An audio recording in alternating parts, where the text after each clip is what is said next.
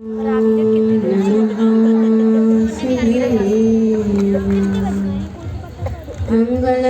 भगवान वीरो मंगलम गौतमो घने मंगलम कुंज कुंदार्यो जैन धर्मोस्तु मंगलम सर्व मंगल मांगल्यम सर्व कल्याणकारिकम प्रधानम सर्वधर्माणां जैनं जयतु शासनं जैनं जयतु शासनं जैनं जयतु शासनं संदेश पावनी गुरु तुमने बताया भूमि भ्रमे पति की तुमको भगाया आचार्य है तरन तारन ज्ञान धारे विद्यादि सागरी गुरु जय हो तुम्हारी हर जग सागरी गुरु जय हो तुम्हारी। बोले देवादिदेव श्री आदिनाथ भगवान की मूलनाथ के चिंतामणि पार्श्वनाथ भगवान की वर्तमान शासक नायक श्री महावीर भगवान की अहिंसा परमो धर्म की संत श्रमणी आचार्य श्री विद्यासागर जी महामुनिराज की परम पूज्य अध्यात्म के आचार्य गुरुवर श्री आर्जव सागर जी महामुनिराज की 3 करोड़ करोड़ मुनिराजों की श्री लोक कल्याण महामंडल विधान की आज की आनंद की परम पूज्य आर्यरत्न प्रतिभामती माता जी की परम पूज्य आर्यरत्न सहयोगमती माता जी की समस्त आर्यिका संघ की जयकारा गुरु मात का गुरु मात। आज पूरे गंसौर नगर में आनंद ही आनंद छा गया।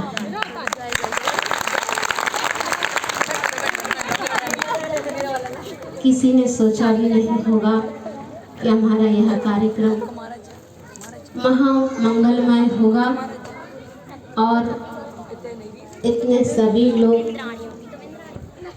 दोनों कमेटी तो है ही, साथ साथ में चातुर्मास की कमेटी भी और दोनों मंदिर की कमेटी भी और किस किस का नाम ले महावीर सेवादल और विद्यावर्णी और महिला मंडल अपूर्व का है अपूर्व महिला परिषद और यहाँ से पाठशाला के बच्चों तक ने हमारे इस कार्यक्रम में बहुत ज़्यादा सहयोग दिया है।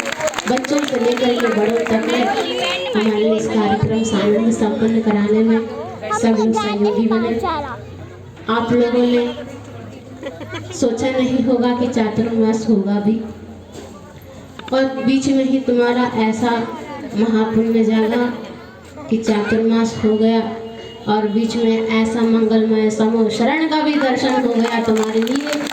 और यही भावना भाते हैं कि आज के समय ये भगवान हम तो पंचम काल के समूह शरण में बैठ करके हमारे लिए भक्ति करने का सौभाग्य मिला।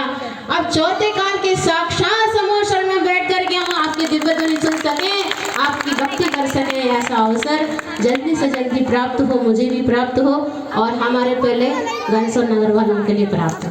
ठीक है, तुम लोग पहले जाओगे तो हमारे नमोस्तु बोल देना। इतना तो करोगे कि नहीं करोगे? इतना तो करना चुका देना। और हम जाएंगे पहले आप लोगों से पहले तो हम बोल देंगे गंसौर समाज की ओर से नमोस्तु। ठीक है, ऐसी मंगलमय भावना है। और अपन जैन होकर के आप लोगों ने आज दिखा दिया कि हमारे लिए सानंद संपन्न निर्विघ्न तो विघ्न की बात ही नहीं है। सानंद संपन्न हमारा कार्यक्रम बहुत मंगलमय सानंद संपन्न हुआ, बहुत ही हर्ष का विषय है और चातुर्मास तुम्हारा सार्थक बन गया आज तुम्हारे लिए। और इसके बाद क्या मालूम कब क्या कौन सा कार्यक्रम होगा पता नहीं है और सब लोग मिल पाएंगे, इतने सारे सब लोग एक साथ, छोटे मंदिर के भी और बड़े मंदिर के भी एक साथ कहाँ बैठने को मिलता है। मंदिर तो दोनों ही छोटा छोटा सा, बड़े मंदिर वाले क्या देते हैं लेकिन स्थान उतना है नहीं कि दोनों मंदिर वाले हम बैठ सकें, इसलिए वे अपना कार्यक्रम अपने मंदिर में कर लेते हैं और जी अपने मंदिर में अपना कार्यक्रम कर लेते हैं, दोनों एक साथ बैठ ही नहीं पाते हैं। तो ये बहुत बड़ा स्थान मिला जिससे दोनों मंदिर वाले एकता के साथ आज अपन ने इस कार्यक्रम को सामने में संपन्न किया। ऐसी एकता हमेशा तुम्हारे गंजौर नगर में बनी रहे और हमेशा हमेशा साधु संत आते रहें और तुम्हारे लिए हमेशा चातुर्मास मिलता रहे और तुम्हारे लिए धर्म की भावना होती रहे। ऐसी मंगलमय भावनाओं के साथ आज अपन ने जाना जैन धर्म में जन्म तो लिया है, पर उसको सार्थक कैसे बनाएं। एक नगर में साधु आए हुए थे और साधु को दर्शन करने के लिए 4 व्यक्ति गए। वहां पर पहुंचे और साधु महाराज जी के लिए नमस्ते किया चारों ने। और जो बहू, 4 व्यक्ति कौन थे, एक बहू थी और उसके पति और सास और ससुर जी, 4 व्यक्ति पहुंचे। और बहू थोड़ी धार्मिक थी और अच्छे से क्रियाएं जानती थी, कैसे साधु के पास पहुंचना, कैसे बनना आदि करना। तो अच्छे से नमस्ते किया और कहा कि गुरु महाराज आपका स्वास्थ्य ठीक है और रत्नत्रय कुशल है इत्यादि बातें पूछी। उसके बाद गुरु महाराज ने आशीर्वाद देने के बाद पूछा, बताओ बेटी तुम्हारा जन्म कब हुआ है, तुम्हारा जन्म कब हुआ। तो बेटी बोलने लगी कि गुरु महाराज जी की बात वो समझ गई, तो कहने लगी हमारा जन्म 4 साल पहले हुआ है। सब लोग आजू बाजू देखने लगे, ये कैसी बहू है, शादी हो गई फिर भी कह रही 4 साल। फिर गुरु महाराज ने पूछा तुम्हारे पति का कब जन्म हुआ बता दो। पहले सासू माँ का पूछा, सासू माँ का जन्म कब हुआ बता दो। तो बहू बोलने लगी कि महाराज जब से मैं घर पे आई तभी से इनको थोड़ा बहुत समझाया, पहले तो बहुत मिथ्यात्वादी करती थी और मैंने इसको समझाया और मेरी सासू माँ इतनी अच्छी हैं, जो जो मैं कहती गई सब कुछ उन्होंने मान लिया, बहुत बात मानती हैं और इनका जन्म 1 साल पहले ही हुआ है। सासू माँ सोचने लगी ये क्या कह रही है। और फिर पति का जन्म पूछा कि पति का जन्म कब हुआ बता दो। और पति का जन्म के लिए जब पूछा तो बहू बोलने लगी महाराज जी आपका आगमन का पहले ही मैंने सुना था, इसलिए मैंने पति को पहले से 1 महीने से उनको बोल बोल करके अभी थोड़े लाइन में लेके आ गई हूँ, इसलिए इनका जन्म हुआ 1 ही महीना हुआ है, 1 ही महीना हुआ है। ससुर जी सोच रहे हैं कि ये क्या बोल रही है, समझ में नहीं आ रहा, 1 महीना हुआ। और अंत में मुनिराज ने पूछा कि बताओ ससुर जी का जन्म कब हुआ। तो आजू बाजू देखने लगे, उससे नीचा कर लिया, महाराज जी क्या बताऊं, ससुर जी का जन्म ही नहीं हुआ है, जन्म ही नहीं हुआ। इतना बड़ा मैं बैठा और कह रही है जन्म नहीं हुआ, एकदम अवाक हो गए और उठ के खड़े हो गए, बाल पकड़ने पहुंच गए। जब तब मुनिराज ने कहा कि बैठो, गुस्सा नहीं करो, तुम्हारा क्रोध ही बता रहा है तुम्हारा जन्म अभी हुआ ही नहीं है, बैठ जाओ। इसका रहस्य क्या है वो स्वयं ही बताएगी। महाराज जी क्या बताऊं, ये अभी भी ऐसे मिलते हैं, क्या कहते हैं आप लोग भी करते हो? नहीं करते। यहाँ गंसौर वाले बहुत अच्छे वाले हैं, यहाँ वाले खाते ही नहीं हैं, ऐसे करते हैं और ऐसे पकड़ते भी हैं। महाराज जी क्या बताऊं, इसलिए इनका जन्म ही नहीं हुआ है। तो अभी ऐसा हो जाए हे भगवान, हे मुनिराज, आज ऐसे आपकी कृपा हो जाए तो मेरे ससुर जी का जन्म हो जाए। तो उन्होंने वहीं पर अपना शर्मिंदा होकर के सिर नीचा हो गया और कहा कि हे मुनिराज, आज मेरी आंखें खुल गई, मेरी बहू ने मेरी आंखें खोल दी।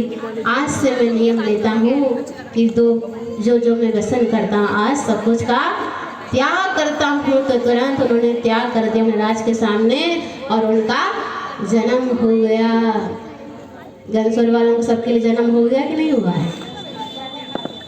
सबका जन्म हुआ कि नहीं? चातुर्मास तो बीत ही चुका है, अभी भी जन्म नहीं हुआ हो तो आज हो जाए तो लोक कल्याण महामंडल विधान का सार्थक हो जाएगा।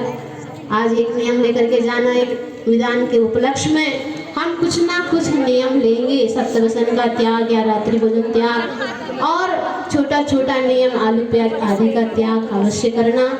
और जो बाजार की चीजें हैं जिनमें मांस मिलाया जा रहा है, ऐसे फास्ट फूड आदि का भी अपने लिए त्याग होना चाहिए। आजकल के बच्चों के लिए हम क्या क्या दे रहे हैं, टाफ़ी दे रहे हैं। आप मोबाइल में देखिए वो टाफ़ी आदि कैसे बनाया जा रहा है, मांस मिलाया जा रहा है, तो भी आप लोग अच्छे से उसको दे रहे हैं, खिला रहे हैं। उसको देखिए, मांस खाने के समान इनडायरेक्टली मांस खा रहे हैं। और फिर गिरजैन कैसे कहलाएंगे, आहार कैसे लेंगे हम लोग। इसलिए आज कुछ ना कुछ नियम लेकर के जाना। और आप लोगों ने 12 बजे तक, आज तो 1-1:30 बजा दिए लगता है, इतने बजे तक हम बैठ करके जब पूजन अर्चन कर सकते हैं तो क्या रोज हम 5-10 मिनट के लिए अभिषेक नहीं कर सकते हैं? क्या 15 मिनट के लिए हम एक पूजन नहीं कर सकते हैं? उठाओ आज कौन कौन ऐसे हैं पुरुष वर्ग और महिला वर्ग कि हम रोज अभिषेक करेंगे। कौन कौन करेंगे अभिषेक? थोड़ा उठाना है। रोज अभिषेक करेंगे और रोज पूजन करेंगे। उठाओ हाथ। रोज पूजन करने वाले थोड़ा हाथ उठाओ। नहीं तो सार्थक ही नहीं, इतना विधान कर लिया तुमने स्वाहा स्वाहा तक, ये पूजन करने में कितना समय लग जाता है।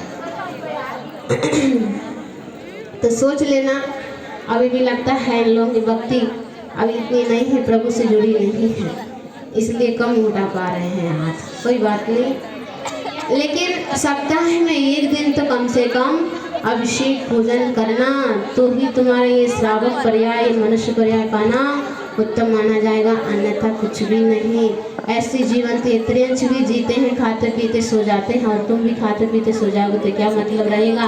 कोई मतलब नहीं। इसलिए अपन इस जीवन को धन्य बनाएं। और अंत में क्षमावाणी पर्व के समय हमारा सानिध्य तो नहीं मिल पाया था, फिर भी आज वही क्षमावाणी यहीं पर मना ले रहे हैं।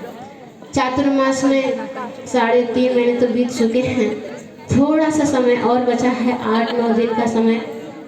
चातुर्मास में हमने बहुत कुछ डांटा होगा, नहीं डांटा? आए नहीं तो केवल कोई डांट पड़ेगी, आए नहीं तो डांट कैसे पड़ेगी? तो जो आए हैं हमारे शब्दों के माध्यम से और छोटी माता जी के माध्यम से, जो भी आप लोगों के लिए कुछ ठेस पहुंचा हो, उसके लिए सभी से क्षमा याचना।